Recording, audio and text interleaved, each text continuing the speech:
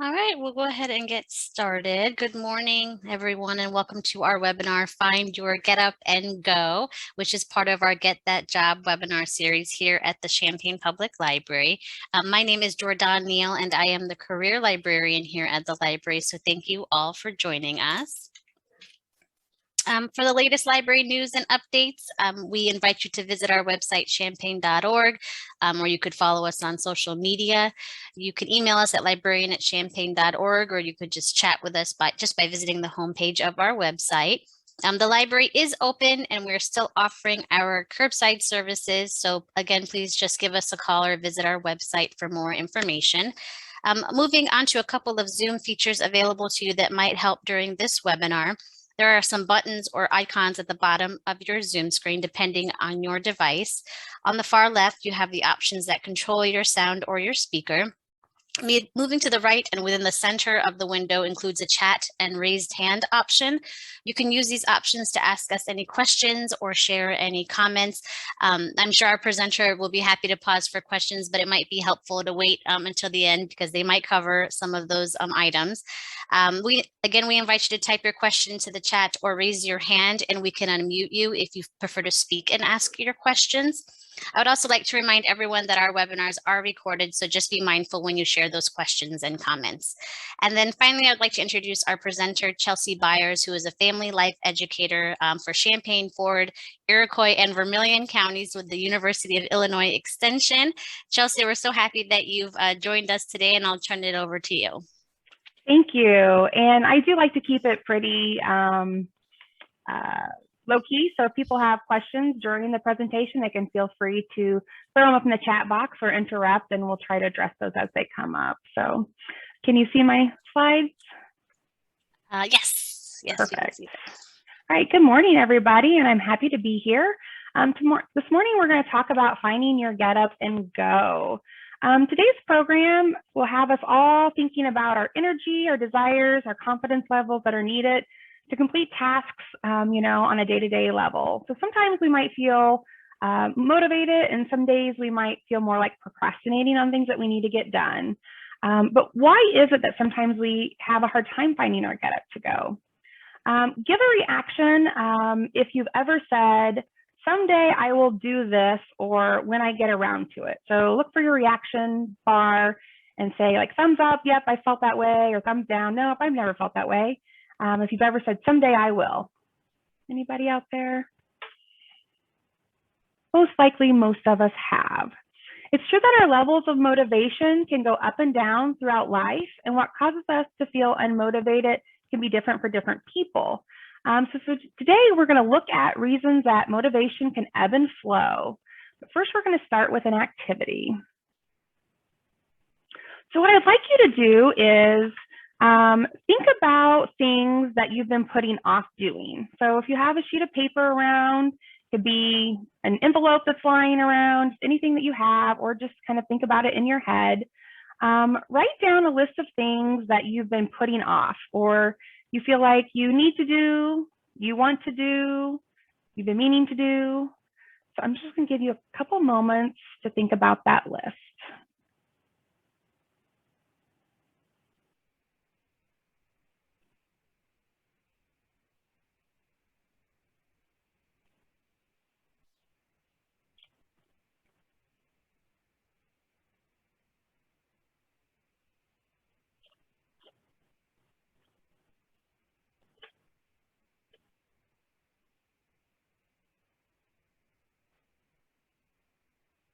If anybody's willing to share something that's on their list, they can sure share in the chat box, but it's your list, so I'm not going to make anybody.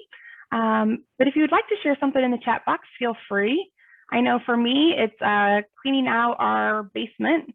That's a thing that's always on my list, but it hasn't been a priority lately. So did anybody have trouble answering this statement? When I get around to it, I will. And for everybody, it could be a different kind of list. How can you get around to completing the task you've been putting off? Today, we're going to look at that question and help you find your get up and go. All right. Yes, improve fitness. That's a great one. Thank you, Chris, for sharing.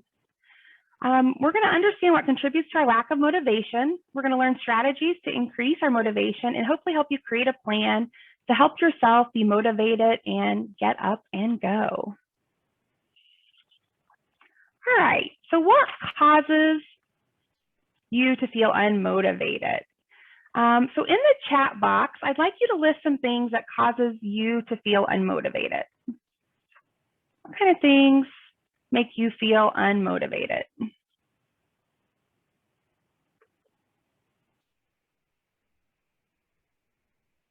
For me, I think sometimes the weather, it's kind of gloomy. Yep. I'm more productive on sunny days.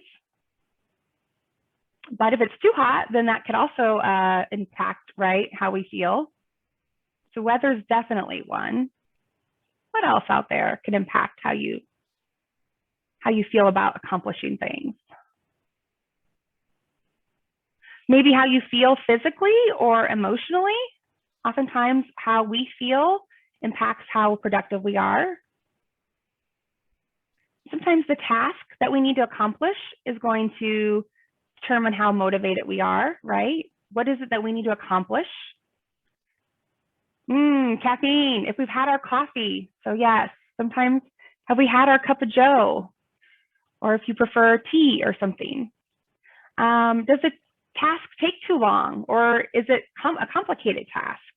So if it's a short task, like just, finishing up dishes, that's a short task. That might not be too hard to accomplish. But if it's something like, oftentimes people talk about wanting to organize photos, that sometimes looks like a lot bigger task, right?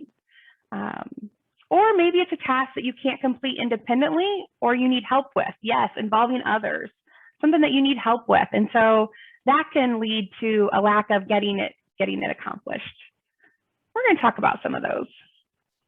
All right, so when we think about motivation, there's two kinds of motivation that we talk about: intrinsic motivation and extrinsic motivation. So motivation can come from within you and from outside sources. Intrinsic motivation refers to motivation from within. So it's something that you do for no reward other than personal interest, that you do just for pure enjoyment. All right, so that's intrinsic motivation. So here in this picture, if you enjoy painting or doing something creative, it'd be painting for joy. Whereas extrinsic motivation is when you do something because there's an external incentive. So maybe you're going to get a paycheck, or maybe you're doing it because you're being pressured from somebody else. Other extrinsically motivated things are you want to avoid a negative outcome. So maybe, something needs painted so it doesn't rust. Does anybody here like to do outside lawn care? Anybody like lawn care? I think that lawn care is one that can go both ways. Some people really intrinsically like being outside and doing gardening, and some people are like, oh, yard work, yuck. So that might be more, okay, I need to keep my yard looking nice. And so I'm extrinsically motivated because I don't want my neighbors mad at me, or I don't want to be fined by the city. All right. So there's different reasons why we have motivation. So sometimes it's because we want to do it for pure enjoyment intrinsically, or sometimes we have a different reason and it's extrinsic. Most people's hobbies, though, and passions are intrinsically motivated. So these are things that you pursue with enthusiasm, with passion. They bring you joy, pleasure. Also, sometimes you can get paid for these. You don't just do them for hobbies, right? So if somebody likes to be creative and flip furniture, that's something that you could do for fun and make money off of. All right, are you intrinsically motivated to complete your tasks on your list? So look at your list that you made earlier and look, are you intrinsically motivated to complete those things, or are you extrinsically motivated to complete those tasks? So just look back at that list that you made and think about what kind of motivation do you need to complete those tasks. All right. Most of us procrastinate or put things off over time at certain times, right? Our intentions are good. We might say we'll do it, but it might not get done. We put it out of our minds, and that works for a while. But however, it might need to get done. So if you're like me, sometimes you're like, oh, I'll get to the grocery store this weekend. And then all of a sudden it's Sunday night and I'm like, ooh, I need to get to the grocery store, right? We need certain items for meals for the week. So there's a lot of different quotes about procrastination that you might have heard of. We have one up here on the screen by Mark Twain. Never put off till tomorrow what you can do the day after tomorrow, which works sometimes, but sometimes you just have to get things done, right? Some other quotes we have are, tomorrow is often the busiest day of the week, which is an anonymous quote. We don't know who said that. Or I'm going to stop putting things off starting tomorrow, Sam Levinson. So let's look a little bit more about procrastination. Are you a procrastinator? Procrastination can come from many sources. There are different ways of procrastinating or delaying activity until another time, all right? So think about if any of these ring true for the items that are on your to-do list. Sometimes we just do nothing, right? The item that we're trying to get accomplished is in the back of our mind. You probably have a nagging feeling about the task that you need to get done, but you still do nothing. Someday I'm going to organize that closet, but you don't do anything to really move that task forward. Or someday I'm going to, fill in the blank. What is it that you need to work on? Sometimes, though, we do things that have less importance to avoid the task that we really need to get done. For example, again, somebody might not like doing dishes. So maybe you say, oh, I'm just going to read for 15 minutes and then I'll go work on my dishes. So doing nothing or doing things that are low priority are choices that don't move you towards accomplishing the task that needs to get done. So delaying a task is not always procrastinating, though. Sometimes you have to put off a task because you need more information. So maybe you don't know how to complete a task. Have you ever been in the middle of a home project and you got stuck because you needed more information or you needed more supplies? Most people have been there. But did you go and finish that home project? Did you go get the information you needed? Or did you get the supplies to finish that project? Or do you have a lot of projects that are left unfinished? So think about that for a moment. Are there things that need to be completed around your house? Do you have plans to complete those projects? Take a look at your list from earlier. And why haven't you completed your task? Have you identified a reason yet? Is it because you just haven't moved forward on that task? Or do you find other things to do instead of those tasks? As we move forward, we're going to look at some common reasons people procrastinate. Make note if you find any that ring true for you. All right, the first one here is lack of skills.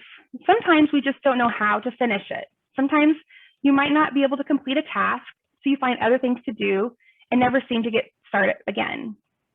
Sometimes you just don't know where to begin. Have you ever started a task and it just seemed too overwhelming and the size of the project was just overwhelming, so you just couldn't start?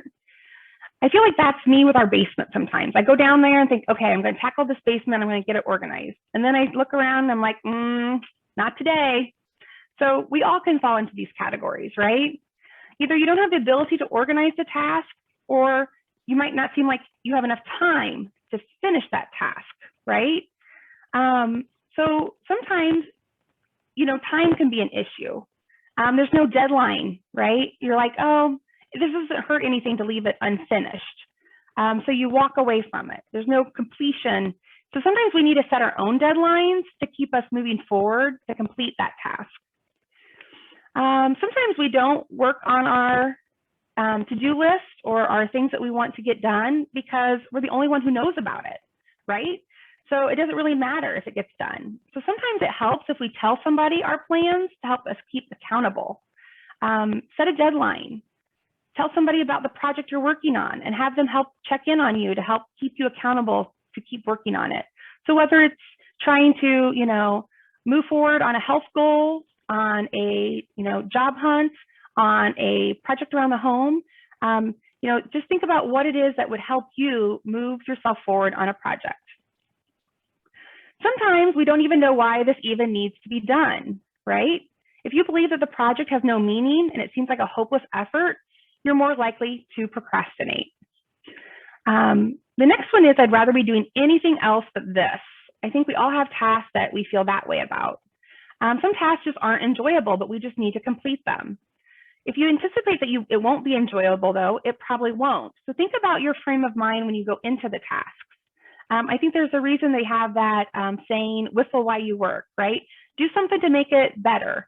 So whether it's putting on music that you enjoy, listen to a podcast while you're trying to tackle it, talk to a friend while you're trying to do it, just try to, change your attitude towards that task. Sometimes we're just not sure if we want to do it or you're afraid. So sometimes fear is the reason that we don't tackle something that's on our list, right?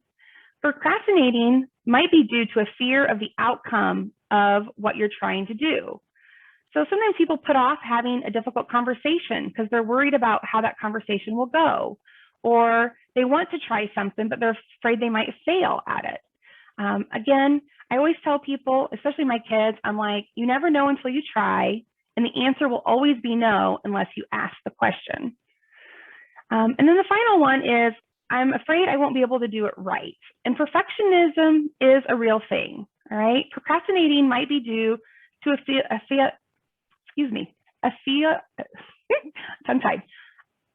failure that you're not going to do it perfectly, all right? And perfectionism can keep us away from trying to get started. So let's look a little bit more about perfectionism. We're going to start with this quote. A man would do nothing if he waited until he could do it so well that no one would find fault with what he has done. Think for a moment if you've ever felt this way about a project, right? You just really couldn't get started because you just wanted to get it right the first time. In an effort to do something right, perfectionism can sometimes stand in our way of trying. We need to have realistic expectations for ourselves. By not having the time to complete a task, sometimes we hurry through things. And so we say, oh, we don't have time. I'm not going to get it done well, so I'm just not going to do it at all. But really, you just want to move yourself through the project a little by little, and that's going to be good enough. So just getting started sometimes is the first step. So just saying, I don't need to complete it. I just need to get pen on paper.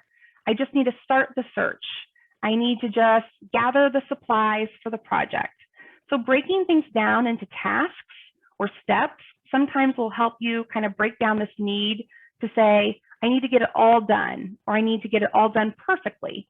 So think about having a goal, setting aside that perfectionism, and trying to have in a healthy balance, all right? Perfectionism can motivate us to strive for a goal, but it can also contribute to an inability to move forward, right? A paralysis sometimes.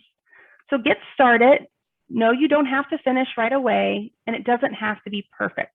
A little movement toward a goal is a movement in the right direction. All right, now let's look a little bit on the other side of the spectrum, pessimism. When we live with a pessimistic view of ourselves and our circumstances, sometimes we can blame ourselves. When we think about blaming ourselves, we start blaming ourselves for how things are going wrong, or we have a negative view towards things. And this can lead us to take fewer risks and thus become less productive. So if you feel like you might have this view of the glass is half empty instead of half full, it can really impact your motivation. So we want to try to live more optimistic lives and believe that something negative, if we believe that something is going to happen, it's going to be more negative, we're more likely not to try something. People who choose an optimistic view tend to be more persistent and achieve more than those who have a pessimistic view. So think about how you can turn your view around. Challenge your negative thinking patterns and replace it with optimistic thoughts. All right, so think about for yourself, have you ever said to yourself, well, it's not going to turn out well. Why should I try? Or have you ever thought to yourself, oh, I really need to paint this room, but I'm not going to do a good job. So think about these things and think about how you can reframe them, all right? Instead say, you know what? I think I can give it a good try and it's going to be good enough. Or my good friend is really good at painting. I'm going to supply the paint and the pizza and we're going to have a good day with it. So you need to try to think about how you can reframe those negative thoughts into something more positive. Think about evaluating your feelings about the thing that you're thinking about. Are the feelings reasonable? Are your expectations of the outcome reasonable? And then try to work your way to a positive outcome. When you think about negative self-talk, be mindful of what you're saying to yourself in relation to what you're experiencing. One of the most powerful influences on your attitude is what you're saying to yourself and how this can impact how you're going to take on the day. So if you get up in the morning and you start with, oh, I feel terrible, how much do you think you're going to get accomplished that day? Do you feel like you're going to be super productive? Or if you get up out of bed in the morning and say, oh, I'm going to really tackle that list, do you think you'll get more accomplished? And you don't even have to tackle the whole list. Just think about saying, when you get up in the morning, oh, I think I'm going to accomplish one thing on my list today. And then that's a step to tackling something on your list, right? So depending on what is on your list that you're trying to work on, whether it's something that's a health goal, a project around the house, working towards applying for a job, or about, how you're going to use positive self-talk and not get in your own way of negativity, all right? So pause to reflect, to think about if there have been moments in your life when you've had negative phrases that you need to change. Are you always focusing on the negative? Do you need to turn that script around? Negative self-talk is a destructive habit that can prevent you from accomplishing your goals. For whatever reason, you might feel like you can't do anything about it, but you can. If you repeat something often enough, you start to believe it, whether it be negative or positive. You need to be aware of your self-talk, though. Pay attention to what you're saying. Catch yourself, take a deep breath, stop the negative, and turn it around and think about the positive. Repeat the positive and understand what the positive sounds like. So sometimes we might get up and focus on aches and pains, how we're feeling, the weather, but sometimes we can't control those things, right? What we can control is our attitude. So decreasing that negative self-talk is an important step to increasing your motivation. If you tried something and failed, don't fret. To quote Nelson Mandela, it always seems impossible until it's done. So far, we've talked about procrastination, perfectionism, pessimism. Now, let's look a little bit about perseverance.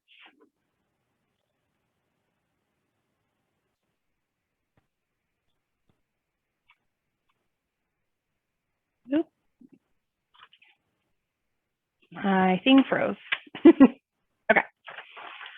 All right. So now we're going to talk about the importance of perseverance. I'm going to try a little quiz first, though, all right? So I'm going to ask you about people in the world who would not have been successful in their pursuits if they weren't motivated to persevere. So if you know the answer, feel free to type it in the chat box, all right? Can you identify any of these people who persevered? And this has nothing to do with the people on the screen right now, okay? This is just an activity. This Cuban-American singer was critically injured when her tour bus was in a serious collision with a semi-truck. After enduring extensive physical therapy for her broken back, she returned to tour internationally within a year. Does anybody know who that might have been?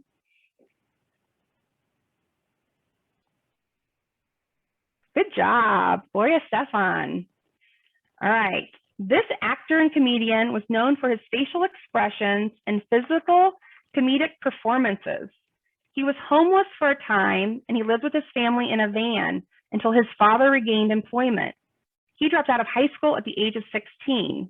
He started performing in clubs and working part-time as a janitor. He starred in more than 30 movies, including The Truman Show, Dumb and Dumber, and Fun with Dick and Jane.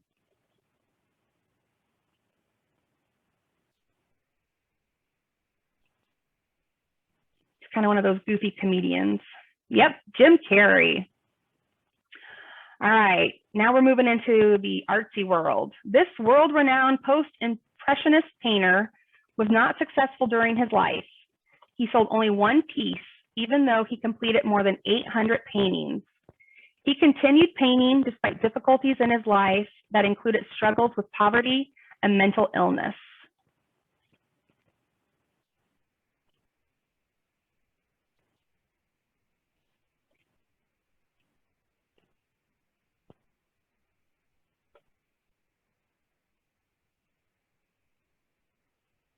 I believe he lost an ear if I have the right painter. It's Vincent van Gogh. All right, let's do just a couple more. This U.S. figure skater was born with a club foot, a birth defect where the feet turn inward. She was medically treated at age 6, and she started skating as part of her physical therapy.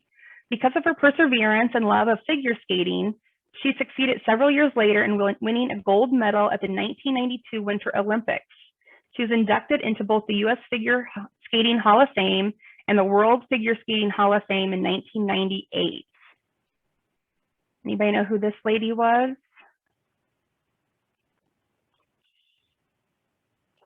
This is a tough one. It was Chrissy Yamaguchi. All right, one. Physically abused by his father growing up, he attempted suicide as a result. In his early 20s, he started writing letters to himself as a form of therapy to work through his problems. Those letters became the foundation for a musical that he spent his life savings to produce, only to have it fail miserably. He continued to rewrite and adapt the same musical for several years until it finally became a hit. From that point on, his writing, acting, and directing has been very successful, earning him fame and fortune. Today, he even owns his own movie studio. We should have put in some examples on this one. This is the great Tyler Perry, the great comedian Tyler Perry. So anyway, we just wanted to show you some things about perseverance. And now we're going to talk more about perseverance and purpose, because this really can help us get through on the days that we're lacking motivation. What drives us? What keeps us going on the days where we're lacking that get up and go? You know, sometimes people use phrases like my passion and describing what they do, or they say, you know, I just can't wait to get this done so I can go to do something that I want to do. As we learned a few minutes ago, a lot of times we do things that we're intrinsically motivated to do, things that we enjoy for pure enjoyment. Sometimes these are things that we do for hobbies, and sometimes these are the things that we get paid to do. With this in mind, write down a couple things that you consider that are your passions. What brings you pure enjoyment? So if you have time to spend on an activity, if you need to kind of resettle, you need to just kind of recharge your batteries, what kind of things do you turn to? So take a moment and write down or think about the things that you would consider your passions, things that you wouldn't think twice about doing if somebody said, hey, let's go fill in the blank.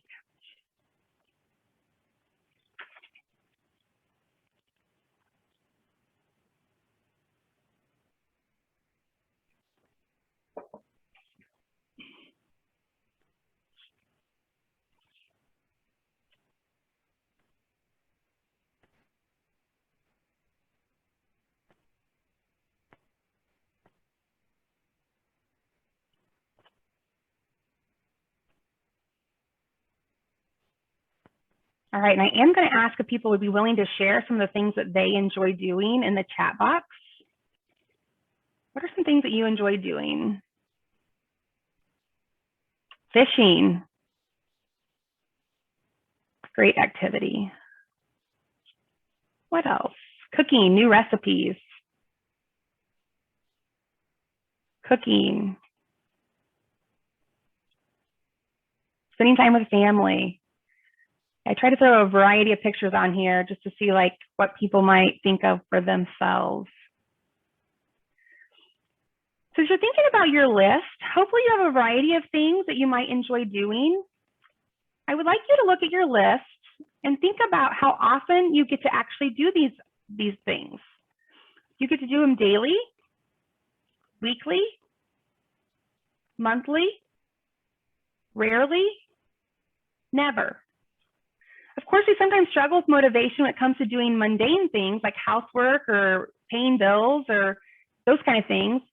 But when it comes to things that we love to do or things that give our lives meaning, I hope you find the intrinsic motivation to keep those in your life.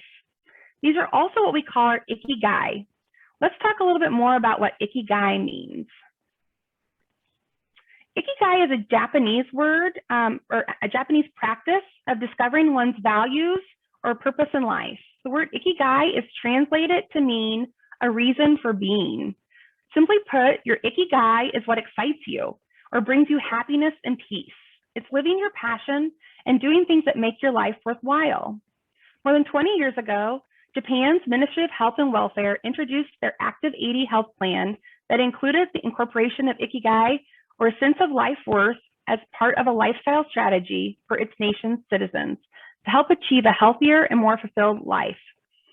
Culturally, the Japanese life practices Ikigai is often correlated with longevity of many of its citizens because its focus is on creativity, purpose, and well-being.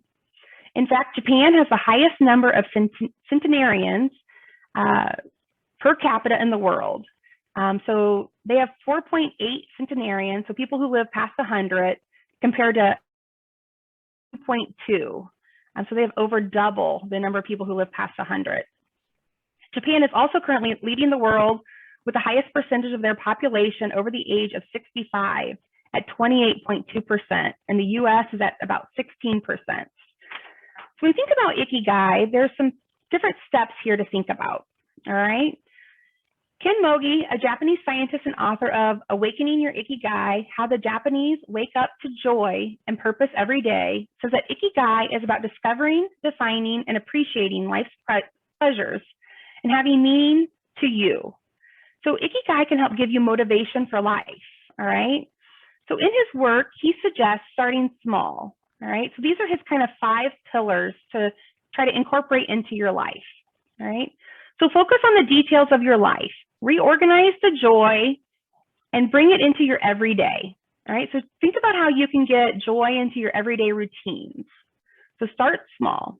The second one is release yourself, accept who you are, all right? Don't hold on to those negative thoughts. Don't hold on to pessimism, perfectionism.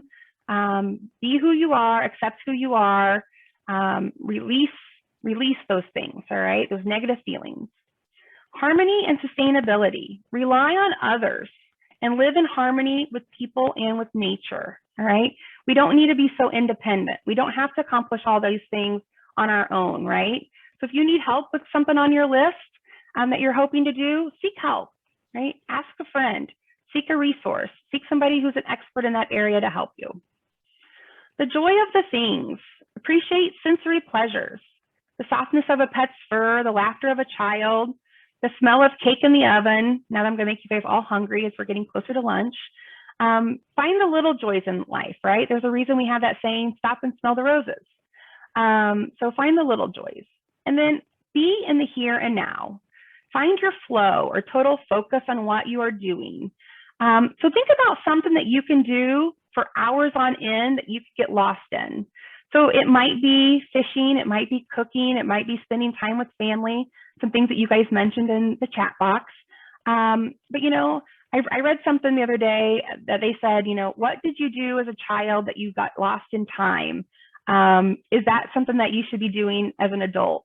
And for me, you know, it's, you know, being outside, playing sports, being on water. Think about, you know, the things that bring you joy.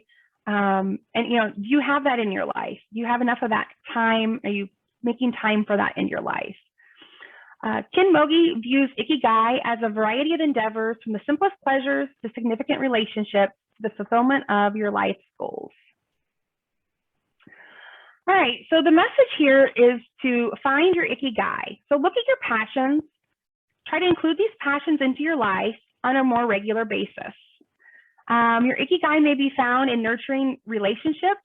It might be fostering some spiritual growth. It might be trying something new and mastering it, learning a new skill or hobby. It might be in the creative outlets. It might be in doing something like painting or writing. It might be watching your children or grandchildren grow. It might be in reading or watching movies or listening to good music that you enjoy. It might be traveling for you. When you are doing what you love, your heart is full. It is happy. You feel relaxed and at peace. And you can have more of that in your life. All right. So think about how you can incorporate more of that in your life. Try to do something you love every single day. That is how you incorporate the concept of Ikigai into your life.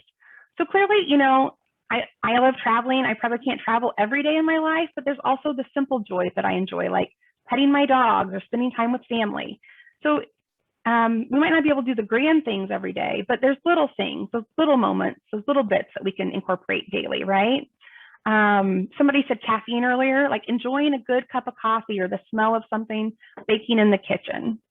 So how do we become just as motivated to do our mundane and our everyday tasks, or the things that we just don't want to get around to, as doing the things that, we have passions for, like that we love doing? Let's look at some action steps to end off our session. All right, so think about that initial list you made, the things that you are kind of putting off, you're kind of lacking some motivation to do, and see if any of these could help you get motivated or get started. All right. So when your get up and go has got up and gone, how do we get back to that list? How do we tackle that list? Well, we talked about our frame of mind, right? Think about the attitude and how you're going to attack the project. Is it that you walk into that space, for me, the basement, and say, ugh, not the basement? Or do I say, you know what? I'm going to spend 20 minutes down here and I'm going to give it a good 20 minutes. And whatever I get done in 20 minutes, great. Is it my attitude? Is it the self-talk I put into that moment? Is it that, is it that I've had some joy and I started on the right foot of the day and I had some rituals and I'm in a good frame of mind, and then I can carry that over into the task that is kind of not the fun thing to do? Or do I get to reward myself? Once I get that task done, I reward myself with the thing that I enjoy, right? I'm going to go out and do something exciting in nature once I accomplish something. So let's look at these things and see if you can work any of these into accomplishing the things that are on your list. All right. The first one is make sure that you have the skills needed to do the activity. So we mentioned that that could be a reason why you don't get something done. So if it's not realistic for you to learn the skills, is there somebody who can teach you, or do you need to just reach out to somebody to finish the project for you? Sometimes we just need to find a resource, right? The next one is, if the task seems overwhelming and unmanageable, break it into smaller parts. Do a little bit at a time, and then try to, complete it over a series of days, weeks, months, whatever. But think about try to having a goal, setting a goal to be more accountable. All right. So maybe it is giving yourself, I can handle the basement in 20-minute increments. I can work on researching, job hunting, 30 minutes at a time. I can get exercising in 10-minute bouts each day until I can increase my endurance, whatever it is that you're working on. All right. Think about telling someone about your goal. Include a deadline for its completion. Accountability really is something that can help us, whether it's accountability to yourself, that you put it on a calendar, or accountability to a friend or loved one. Tell somebody about it so they can check in on you. Again, be aware of that self-talk. Be sure you're positive and optimistic. This is especially important if it's something that you must complete, right? And it's something that you don't enjoy. This is the one that I think is the hardest sometimes. Nobody likes to, well, I shouldn't say nobody likes to do taxes. My husband likes to do taxes. I don't like to do taxes, but if it's something that you need to get done, or there's going to be a ramification, we have to trudge through that, right? But how can we reframe that? Hey, if I get my taxes done, it's done and I don't have to worry about it anymore. That's the reframing part. Get it done, it's off my plate, no more stress. Think about how you can reframe it. Because if I just say, oh, I have to do it, that's not going to help me. Confront your fears. Are you afraid of failing? Are you afraid you can't do it perfectly? If you answer yes to these questions, think about how you can turn that around. Again, what can you do to get through that moment? Is there somebody who can help you confront those fears? Is there somebody who can walk through that whatever it is with you? Are your fears realistic? Nobody can tell you, no one can judge your feelings, but try to talk through those feelings with somebody. So think about how you can, tackle it with support from your friends and family. Do not be afraid to ask for help, which kind of leads into this next one. Sometimes the project is easier to complete when the work is shared, right? And that's my favorite one, is to always go to ask for help. So if you're lacking that get up and go to do something that truly should be done, look at this list and determine if there's something here that could help you get started. Using these steps to complete tasks when you're feeling unmotivated is one way to take action in getting your tasks accomplished. All right. So even if you're on the right track, you'll get run over if you just sit there. So today we talked about factors that contribute to our lack of motivation. We talked about strategies for increasing your motivation, and hopefully you have a little bit of an action plan maybe to get you motivated, and think about, what is kind of hindering you moving forward, and some steps to help you kind of, get started. So whether you're trying to accomplish something small or something grand, just keep moving. It's forward progress always. All right, I will take questions. Well, thank you, Chelsey. That was great. If anyone has any questions, they can type them into the chat, or you can raise your hand and we can let you speak if you'd prefer. While we're waiting, if anybody is interested, there is an event today called Get Hired Champaign County at the Hilton Garden Inn from 10 to 3 today. So I just wanted to do a little public service announcement there. Thank you. All right, I'm going to share my screen if that's okay with you, Chelsey. Absolutely. And here is my contact information. Here at the library, of course, this was for career services, but we help people with applying for jobs. We help with resumes, cover letters, tech-related requests, anything like that. If you want to contact me, here's my email and my direct line. And once again, thank you, Chelsey, for your time. We really appreciate it. For our next career webinar, we'll be hosting Janice All on Tuesday, September 28th at 7 p.m. And she will join us. She's a motivational speaker and basically a coach, and we'll discuss ways to develop your emotional intelligence skills and use them in your job search to the greatest effect. And then here you'll just see the emotional intelligence on September 28th. Let me go to October. Here are career webinars for October. But we have more webinars related to our business series, our technology series, our crafty adults, our writers workshops. So you can visit champaign.org/events for more information. And then here, if you didn't catch my contact information, here is the slide that we had at the beginning. You could email us at librarian@champaign.org. You could visit champaign.org/book-a-librarian to set up those one-on-one appointments if you are requesting any help. And let's see here, we'll go ahead and turn on my video. Once again, thank you everyone for joining us. I had to switch computers because Zoom was being interesting this morning. All right, well, I don't see any questions or comments, so I think I can go ahead and end the webinar. I hope everyone enjoys their morning. Oh, thank you. You're getting a thank you, Chelsey. All right. Thank you for joining. Take care. Bye-bye. Bye.